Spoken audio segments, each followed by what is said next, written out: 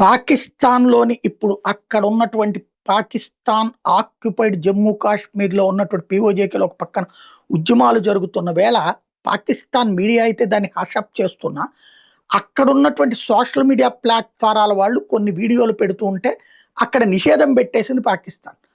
కాకపోతే విదేశాలకు సంబంధించిన కొంతమంది జర్నలిస్టులు అక్కడున్నటువంటి వాళ్ళతో మాట్లాడితే వాళ్ళు చెప్తున్నదేంటంటే, మోడీ ప్రభుత్వం రాకముందు కాశ్మీర్ అంటే పాకిస్తాన్‌లో కాశ్మీర్ అయినా, భారత్‌లో కాశ్మీర్ అయినా ఒకటే. పెద్ద తేడా ఏం లేదు సదుపాయాల విషయంలో.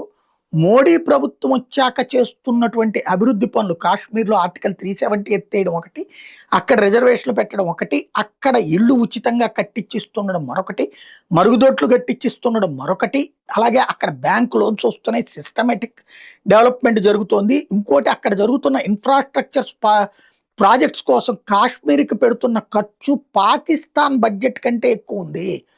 ఇండియాలో ఉన్నటువంటి కాశ్మీర్ భాగానికి పాకిస్తాన్ దేశ బడ్జెట్ ఎంత పెడుతున్నారో అంత బడ్జెట్ ఖర్చు పెడుతున్నారు. కాబట్టి అక్కడ డెవలప్‌మెంట్ జరుగుతున్నది. టూరిస్టులు విపరీతంగా వస్తున్నారు. విపరీతమైనటువంటి బిజినెస్‌లు జరుగుతున్నాయి. విపరీతమైన ఉపాధి జరుగుతోంది. ఉద్యోగ అవకాశాలు వస్తున్నాయి.